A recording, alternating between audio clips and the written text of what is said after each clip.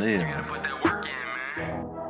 You gotta go get it. learn, See, listen, this what I tell them. serve, I've been grinding for so long, I wake up and chase my goals. I go inspire. out and I go get it. How to go, You're in the that's all right I know. I place. don't You're succeed checking if I out don't breathe. Chip Success, Baker, what does it the mean? Success If I Chronicles. conquer all my goals, then I'm living out my dream. Dig deep, go out and get it. Success Chronicles. Compete until it's finished. Success Chronicles.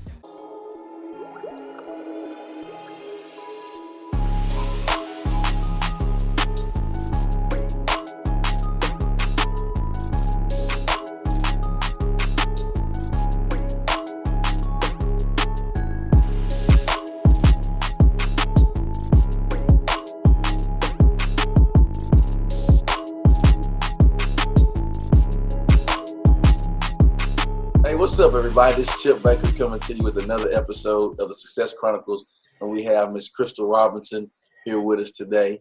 I want to just say, thanks for taking the time to interview with the Chronicles. Yes, sir. And she's involved in some amazing things, as you can see on her shirt, Dominate with Crystal. Yes, sir. And let's just dig right into it. Talk to us about your life, where you're from, up until now. How you were raised, all those kind of things. Oh my gosh, that we might be on here all day. I'm a country girl, Chip, man. I born and raised in Natchez, Mississippi. Okay. Two parents, man, very loving and caring. They did everything possible known to man for me and my sisters. I must say, I was blessed.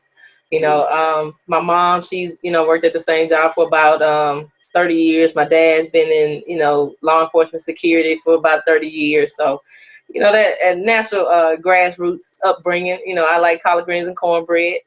So it's down south for real for me. But typical student, growing up, just I was I guess you could call it a scholar athlete, so to speak. I like to be in the books, but I also, like to do the sports and things of that nature. I was probably much better at the books than I was at the sports, but, I had a competitive nature, so I just, I stuck with it for sure. But I did that all through, I played basketball all through middle school and high school. And then my senior year in high school, I started doing powerlifting. So, I was Whew. It turns out I was the first female in the state of Mississippi to actually lift, just in general. And so that was different because I was lifting against other guys, and of course they didn't like it. So I I will say that I was I think I can be the reason why some of those guys actually lifted some weights that they had never lifted before in their life. They was like, no way am I gonna be beat by this scrawny girl, man. It's just not happening. That's good stuff right there. But yeah, that was a fun time, man. I found something that I was really passionate about, that I love doing.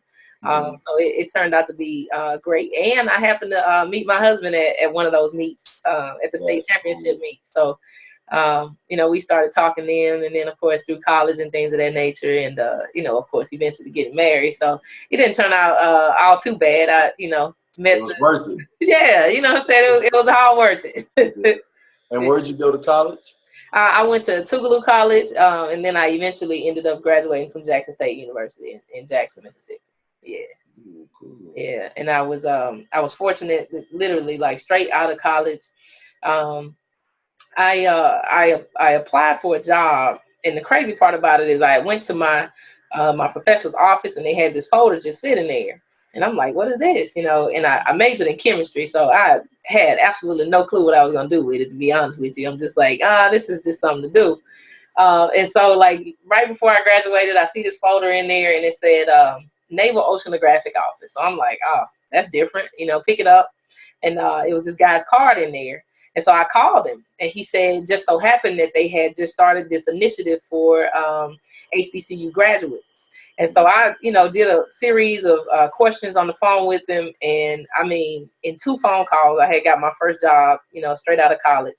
And it was a blessing, man. I will tell you, because that set me up to be where I am, now, even though that was my, my first job, literally straight out of school, never did anything else prior to that. But I mean, it was just a blessing to be able to pick up the phone, you know, and most people, you know, out of college, it may take them a year or two, you know, to find something, Yeah. that's in their field or something. So that was most definitely a blessing, which actually helped me to, you know, land where I am right now, which I currently live in Louisiana, you know, right outside of New Orleans. So my job was, you know, close to where we live now. So it you know, relocated us, so to speak. So what is your career? Like, talk about your career. Well, when I first graduated from college, I was a physical scientist. So I used to test computer programs and software for Navy ships. I did that for 7 years with the federal government. And to be honest with you, Chip, it was the best and worst 7 years of my life. Like, I hated, I absolutely hated what I did. You know, it was like no purpose in it. It was just these little cubicles, man. They kept you locked in this little small space with no room to think. You know, it was horrible, man. But the good side of it is it was the government, right? Like, I had good benefits. It was good pay, you know, good time off, all that kind of good stuff. You know, I didn't even know some of these federal holidays existed until I started working with the government. And I'm like, oh, we off Monday? What is this? It's Flag Day? You know, but at the end of the day, I was sitting there, man, literally. I used to call my cubicle a prison cell, you know, because it was, to me, smaller than a prison cell. Like, I wasn't fulfilled. Oh man, it was cold and dark in there. And so I said, man, I got to figure out a way to get out of here, man. Like, I literally, I say maybe my 4th year there, like, I just started reading books, started, you know, just researching different things on purpose, you know, started reading the Bible, just listening, you know, to different, personal development, you know, tape seminars, things of that nature or whatever, just to kind of recondition my mind. Because I knew I didn't want to do what I was doing, but I didn't know what I wanted to do. But I was like, man, this just ain't it. Like, I feel just totally empty inside, and I need to figure out what my purpose is so then I can go after that thing. And it's funny. I don't want to cut you off from it. No, go ahead. It's funny, you know, that you say that. I was just thinking about that today. Like that quote, these are the best of times, these are the worst of times. You were saying, you know, it's the best, worst. Yeah. You know, it's amazing how like you're put in situations and it seems so horrible. But then out of that horrible situation, I don't know, it's like you blossom from that, you know, like maybe settling the roots or something. I don't know if there's if there's a process in achieving success that's the root development time. I don't know. I truly believe, man, that it has to be some type of incubator phase, right? Yeah. Like, at some point in time, you have to get to the point where you're like totally uncomfortable with life in order to do something. Because even if you are in this place of comfort, then you probably, you know what I'm saying? That's like, for lack of better terms, if I wear jogging pants all the time, I might not necessarily know how big I've gotten, right? But if I go, you know what I'm saying? I'm just saying, over the holidays, if I wear jogging pants the whole time, I don't necessarily know. But then if I go to put back on the same clothes that I've been wearing, and this is like, you know, day after New Year's, you ate Thanksgiving, going up. Christmas, you got all these parties you went to, and then you try to put your work clothes back on, and you're like, wait a minute, something changed, you know. And so that's the best way that I can rationalize it, you know. That's a good analogy.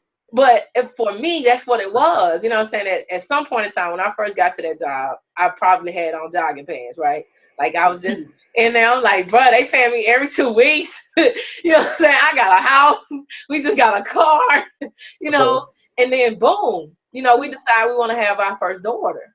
And I'm like, bro, this is uncomfortable. You know, like, we got to make some changes. I'm looking at her and I'm saying, man, I don't know if I want to have this same life all of my life. You know what I'm saying? Do I want my daughter to know who Sally Mae is? You know what I'm saying? Do I want my daughter to know, you know, that her mom is unfulfilled, you know, in her position? Because I lived with that, even though my parents did, I'm talking about a phenomenal job of caring for us, but I listened to my mom talk about how she hated her job, you know, but she was there providing for us. Yeah, because she had to. Yeah. Right. But the difference between the two was she hated it because it wasn't fulfilling to her.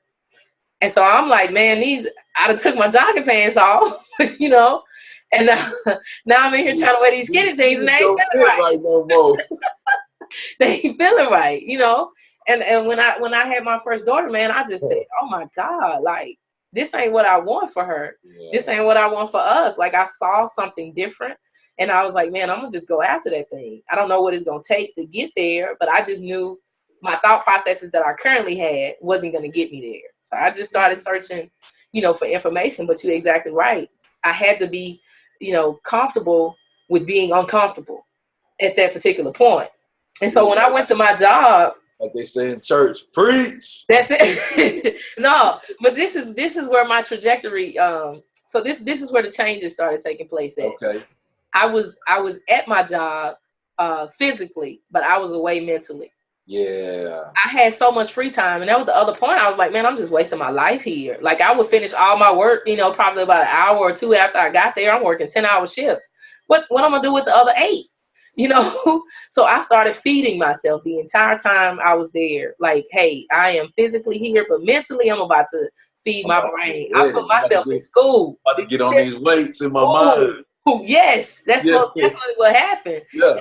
I just saw stuff that it started to change. I saw people gravitating towards my cubicle. Like they would just come to me to get some motivation or some inspiration to just, be and do better for themselves, even if it was just to help them to make it through the day.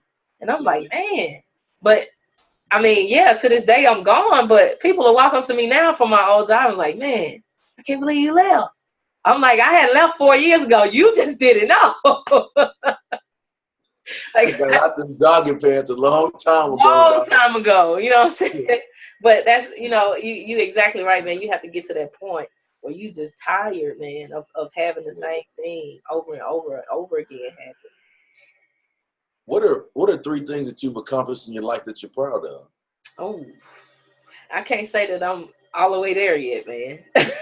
Oh yeah, I think we're always a work in progress till we get out of here. I mean, for sure, that was most definitely one. Me transitioning from my job to full-time entrepreneurship, and that was a huge leap because again, myself and my husband, we were raised by parents that did the 9 to 5 forever, like, and they still do, and so for them it was very, very scary. But the fact that, we've now owned a brick and mortar business now for 2.5 years and, we're still, in business, especially in this day and time, says a lot. Yeah. And now to hear, our parents say that they're proud of us and, they're glad that we did what we did, that. You're feeling it, isn't it? Oh, man, that's huge. Yeah. So I'll name that one. 2, I guess I could say, so in August of last year, I have a 5-year-old daughter and I have a 2-year-old daughter. And so my 5-year-old daughter started kindergarten in August. And when we went to the school, we checked it out or whatever, super excited about it. And then they said, okay, well, the tuition is due, whatever day. Let's just say it was July the 15th. Right. And so we had already decided that our kids wouldn't know who Sally Mae was, right? Like, that just wasn't happening. And so I said, and they offer 2 ways to pay, right? You can either pay in full or you can, do the finance plan, and pay like a monthly fee. But of course, the finance plan comes with the interest. Yeah. So I was like, well, this is kind of like Sally Mae. You know what I'm saying? Like, I don't want to do no finance plan. I need to make sure that my daughter doesn't start on this trajectory ever. And so we just wrote the check. Now, in my mind, what I was saying was, I don't want my daughter to know Sally Mae as if we're paying for college tuition. But never did I imagine that I would pay tuition for my daughter to go to kindergarten. That's awesome. Because where I'm from, you know what I'm saying, like Head Start, you just kind of, you start with the Head Start, the free program, and you just go through. Yeah. You know what I'm saying? You go for the public school all the way. Not that I have any grievances against, public school, but I wanted my daughter to have exposure to things that I didn't have. And so this past August, she started, private school. And yes, we wrote the tuition check the first day there. Hey, listen, y'all take y'all money. And that was freeing for me because I said, if I can start it this way, for sure, I can continue, along this path. And then this one is a little different, but I told somebody not too long ago. And when I said it, I didn't realize how huge it was. I said that my 2-year-old daughter only knows me as a boss. And And when I said it, and they looked at me the exact same way, and I was like, "You right?" Like they didn't say nothing. They gave me the same facial expression you did, and I said, "Whoa, it's That's for big. me." Yeah. And then my 5-year-old, when we opened our business, she was about 3, maybe. Yeah, I think she was 3 when we opened our business. And so her memory, you know what I'm saying, at that particular point is so innocent that she won't even remember. Right. And so it made me realize that if they only see me now as a boss, this is all they know what to reproduce. And it just completely changed something in me. It makes me work harder to make sure that I stay a boss. Yeah. I need to make sure that they see, you know what I'm saying, something completely different from, you know, what I saw. So if I had to give you 3, that's probably going to be my best 3 right now. Okay. All right. What's your definition of success? Continuing to learn. Yeah. You know, especially, you know, being in a position in which we have to employ people. One of the most challenging things in our industry is finding team members, so to speak, what we call them, finding team members that are coachable. And so I just feel like if I can continue to put myself in a position of which I am coachable, I have absolutely no end to what it is that I can do, because I'm always putting myself in a position of learning.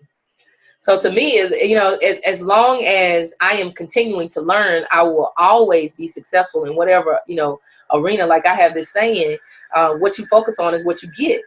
And so if I'm focusing on success all the time by means of, you know, educating myself and continuing to put myself around people that know more than I know, experience more than I've experienced, there's absolutely no arena that I cannot be successful in, because I can be and do all things. Yeah. Isn't it pretty cool when you know you're in an environment where like all the people around you're learning from?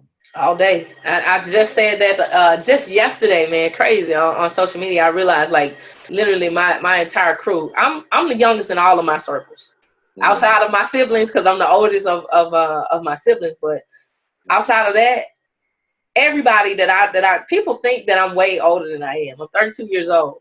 The average person that's around me is probably anywhere from 45 to 50.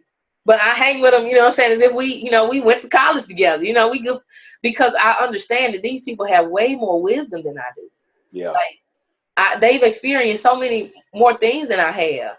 If I could just, you know, learn and understand from what it is that they're saying and doing on a daily basis, I can't lose. Yeah. They're going to tell me, no, don't do that because it does this. I'm like, great. I'm glad you told me. I don't want to burn my hand on that either.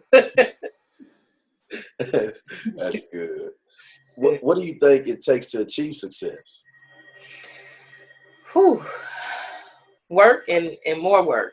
For me, I had one of my coaches tell me, you know, one time that basically consistency will outbeat talent any day. Yeah, I can't necessarily tell you, you know, why I've been successful up until this point, which, you know, when people ask me that, sometimes I kind of, you know, I feel a little yucky on the inside, because I'm like, well, I don't necessarily know if I've reached some, you know, some level of success, so to speak. Right. But what I can say is I'm not where I was yesterday or the day before that or the day before that.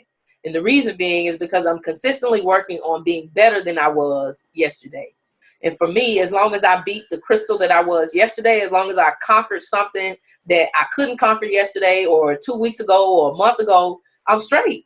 Like I'm always going to set goals for myself. And then I compete against 2017 Crystal. Like 2017, horrible.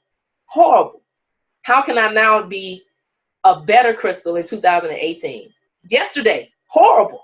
Yeah. But today, though, the trajectory was completely different. And so I could say, all right, between yesterday and today, check. I'm getting a W so far, but we still got a couple hours.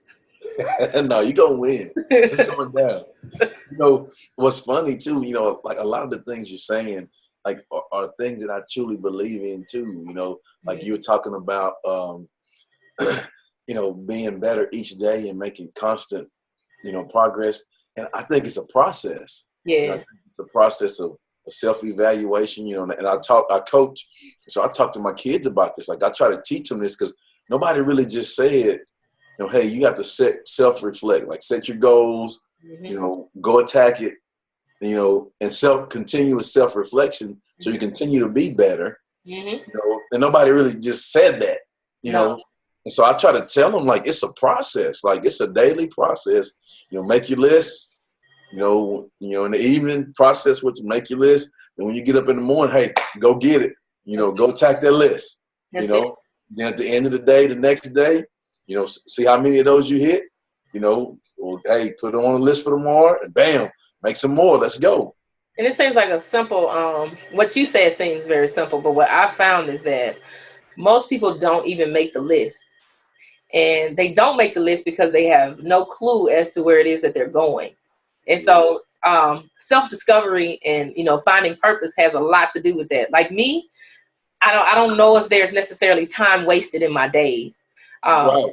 I know exactly what I'm doing. I know why I gotta do it. I know where I need to be at, but I know today, a week ago, you know what I'm saying? Because there's so much that I need to get done. And so a lot of people miss out, on taking full advantage of their time because they don't have a specific, agenda set for their lives in general. Me and my husband took, time out of our schedule on last Sunday to just go over our goals for the year. Not only that, I spent 3 weeks prior to that day planning 2018 in my head and on paper. It had gotten so much so that I ran out of paper. I had to go to Office Depot and get these big, large poster board like deals because I was like, oh my God, I'm out of paper. So most people don't even think about what they are doing in the next 5 minutes, let alone the next 5, months or 5 years or what have you. So that list, you saying it, but that's the sweet sauce right there, man. Most people don't even have it. Yeah. I'm gonna hit you with another one too. Uh-oh. You know how, in math they have the pie chart, right? And the pie chart is 100%, but to me, like if you break down every facet that you want to be great at in your life, like I can't give like 20%. I got to give 100. So my pie chart's like 1,000. Right. Because my family, like you say, your husband, your kids, your work, everybody in there. Like I can't give them less than 100%. That's it. And in order to do that, I have to look at myself and make sure I'm on point and be able to do those things. No, it makes total sense, man. I'm even a step above that. I try to do the Eric Thomas method, which is 120%. I'm saying? Everything that I got, if I feel like I'm about to pass out, I know I got just a little bit more than I could give, because that's just our bodies, expressing the fear, outwardly. If we just give just a little bit more effort, you'd be surprised, man, at how much more you can do. It's endless, but we give ourselves that one little excuse. I'm tired, and it's done. Well, let me. We'll go one more question. Okay. It'll be good. Just hearing you talk about, your process, how you were raised with great parents and great people around you, pretty smart, in the books. Something like that.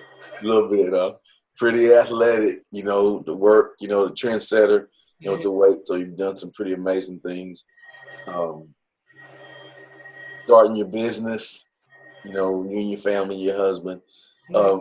Personally, what's some things, if there's somebody that's, I don't know, young Crystal, or wanting to be Crystal, want to dominate like Crystal, what's some things that you would tell them to make sure that they do in their life in order to achieve the success that you've been blessed to have? Oh, I would say, number one, stay in the position of learning. Like having a posture of learning is very important, and not necessarily even caring about, where the information is coming from, so to speak. Sometimes, especially a younger version, wouldn't necessarily want to listen to somebody that's, a little older, or maybe that doesn't even look like them.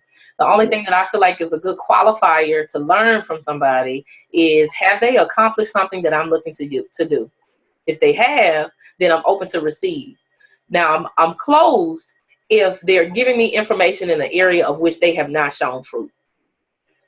If you're saying I want to do, if I want to be, you know, a lawyer, there's no way I'm going to talk to the grocery clerk at Walmart about it. You know what I'm saying? Like, they have to qualify themselves for the information, but never be, you know, closed to receive information. Like, stay in a posture of learning. I think that for me, that's what's helped me. But what has hindered me, though, is not always being coachable, which is why once I learned it, you know, I completely said, hey, yeah, get away from that. This is what's been holding me back. Yeah, get away from never again. Definitely in the younger stage, you know, stay coachable, because when you get in front of that qualified person, then you got the arrogance, you know, that may come in, or the pride that may come in that stops you from listening to the qualified candidate that's going to give you this information that's going to help you get to the next level. So stay coachable. Like, you have to always know and understand that if you're going to get somewhere where you haven't been, you have to find a person that's, you know, walked that particular path. Then humble yourself to receive the information, you know, and then lastly, I don't have the talent. A lot of times I'm still confused, you know, as to how I have the schedule that I do for 2018, where, you know, people want this country girl from Natchez, Mississippi with the Southern dialect, you know, to come in and mess up some good subject verb agreement, you know, to stand in a room full of a couple of hundred people, you know, and talk about, you know, fit life balance and, you know, keeping it all together. But at the end of the day, I have never possessed the talent of a phenomenal speaker. But I am growing in the area of phenomenal consistency. It's what that is. So this has absolutely nothing to do with the level of talent that I possess. However, I consistently position myself to receive the stuff that I'm receiving now. And that's what people have to understand, is that consistency is key. I don't know if I'll ever be, you know, one of the best speakers in the world, but what I do know is that I'll possess the level of consistency of a phenomenal speaker, to the point where they can't ignore me.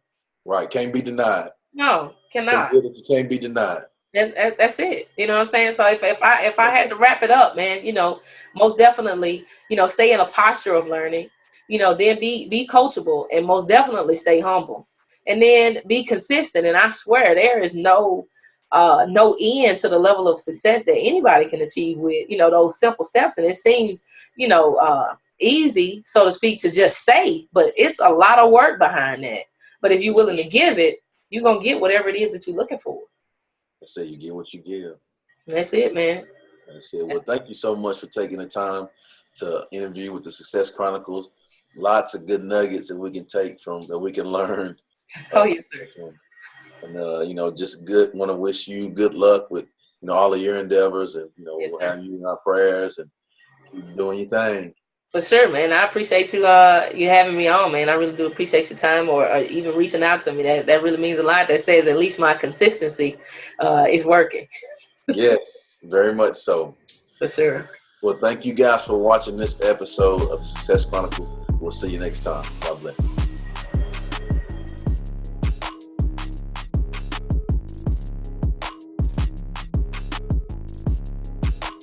Go get it.